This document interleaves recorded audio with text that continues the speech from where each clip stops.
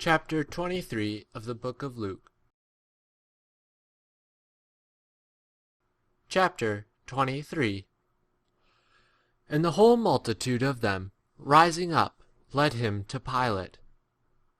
And they began to accuse him, saying, We have found this man perverting our nation, and forbidding to give tribute to Caesar, saying that he himself is Christ, a king.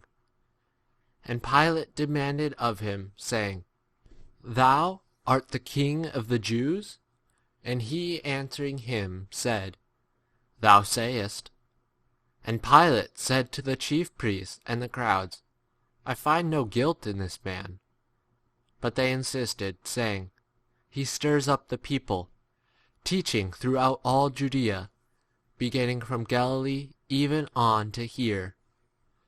But Pilate, having heard Galilee named, demanded if the man were a Galilean.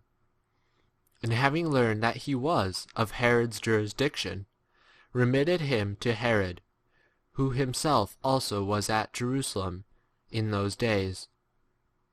And when Herod saw Jesus, he greatly rejoiced, for he had been a long while desirous of seeing him, because of hearing many things concerning him. And he hoped to see some sign done by him. And he questioned him in many words, but he answered him nothing. And the chief priests and the scribes accused him violently.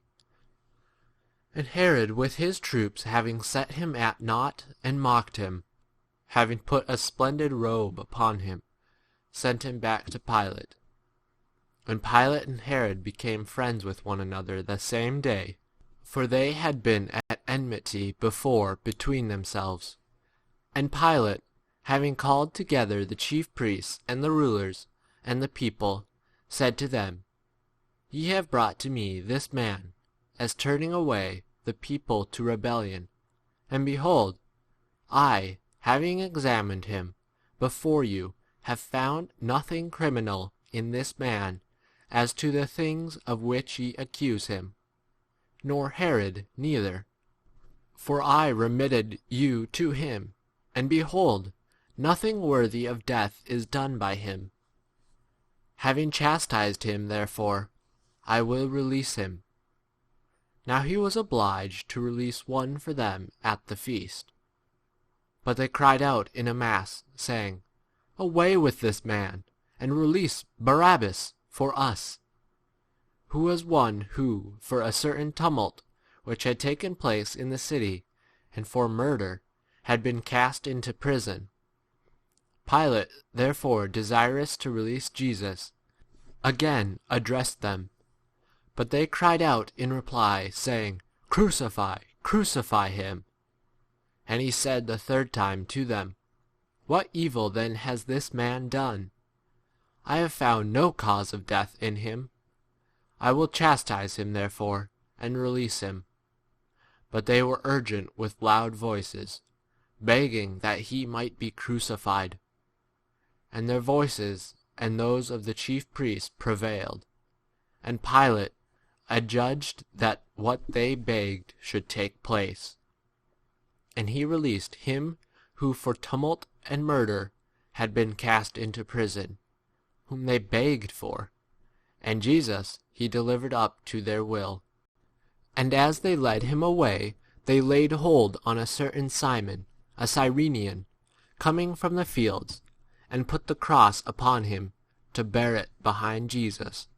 And a great multitude of the people and of women who wailed and lamented him followed him.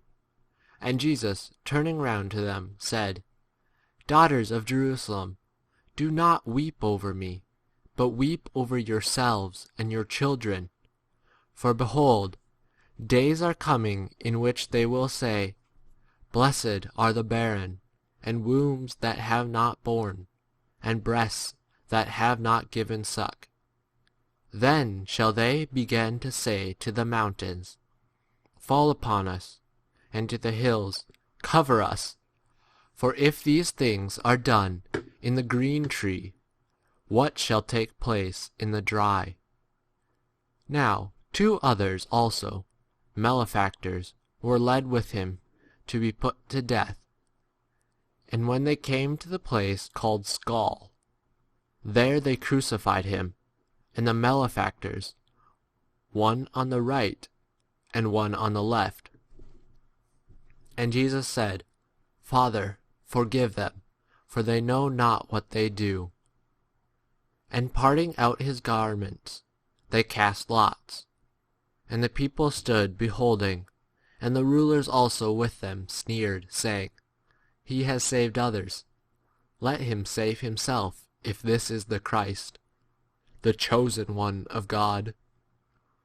And the soldiers also made game of him, coming up and offering him vinegar, and saying, If thou be the King of the Jews, save thyself. And there was also an inscription written over him in Greek and Roman and Hebrew letters, This is the King of the Jews.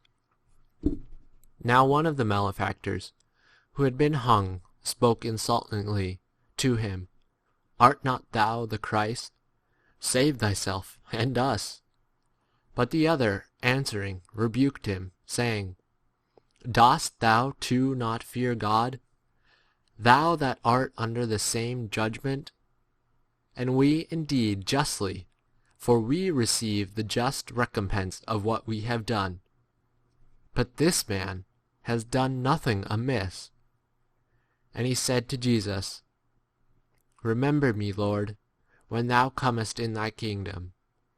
And Jesus said to him, Verily I say to thee, today shalt thou be with me in paradise.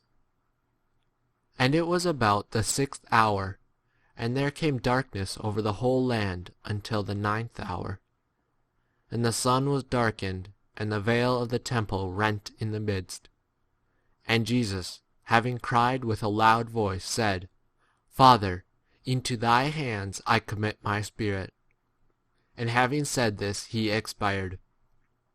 Now the centurion, seeing what took place, glorified God, saying, In very deed this man was just. And all the crowds who had come together to that sight, having seen the things that took place, returned, beating their breasts. And all those who knew him stood afar off, the women also who had followed him from Galilee, beholding these things. And behold, a man named Joseph, who was a counselor, a good man and a just. This man had not assented to their counsel and deed, of Arimathea, a city of the Jews, who also himself waited for the kingdom of God. He, having gone to Pilate, begged the body of Jesus, and having taken it down, rolled it in fine linen, and placed him in a tomb hewn in the rock, where no one had ever been laid. And it was the preparation day, and the Sabbath twilight was coming on. And women who had come along with him out of Galilee, having followed, saw the sepulchre and how his body was placed. And having returned, they prepared aromatic spices and ointments, and remained quiet on the Sabbath, according to the commandment.